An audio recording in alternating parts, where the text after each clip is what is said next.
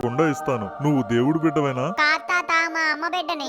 అది కాదు my son, నువ్వు ఆ ప్రభువు ఆరాధికుడువేనా? అంటే దేవుడు అవసరం ఉన్న వాళ్ళు కాకుండా ఆరాధికులకు మాత్రమే ఇవ్వమని పంపించాడా మిమ్మల్ని?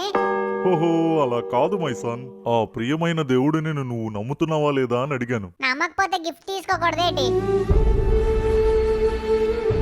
అయినా అందరూ దేవుడి బిడ్డలనే అంటారు కదా, మరి హిందూ క్రిస్టియన్ అనే గీతలు ఎవరు గీశారు? సబ్కా మాలిక్ ఏక్ హే. ఆ మాటలు నమ్మే మా ఇంట్లో వాళ్ళందరం గుడికి వెళ్తాం, మసీదుకి వెళ్తాం, చర్చిలకు కూడా వెళ్లేవాళ్ళం. గుడికి వెళ్తే పూజ అవుద్ది, తీర్థం ప్రసాదం హారతి తీసుకొని వచ్చేస్తాం. అదే మసీదుకి వెళ్తే నమాజ్ చేసుకొని వచ్చేస్తాం.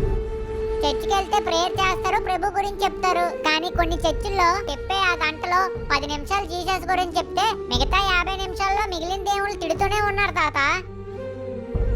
ఒక్క మాటలో చెప్పాలంటే వేరే దేవుళ్ళ మీద ద్వేషం పెంచుతున్నారు. సరే అని బైబిల్ కొనుక్కొని మొత్తం చదివాను. అందులో ఎక్కడా ఏ దేవుడి కోసం తప్పుగా మాట్లాడలేదు. కానీ వీళ్ళు ఏ ఆధారంతో అన్ని మాటలు చెప్తూ ద్వేషం పెంచుతున్నారో నాకు ఇప్పటికీ అర్థం అవడం లేదు తాత. మేము చర్చిలకు వచ్చినట్టు మీరు గుడికి ఎందుకు రాకూడదు? మేము కేకులు తిన్నట్టు మీరు ప్రసాదం ఎందుకు తినకూడదు? మీ పండగలకు మేము వచ్చినట్టు మా పండగలకు మీరు ఎందుకు రాకూడదు తాత?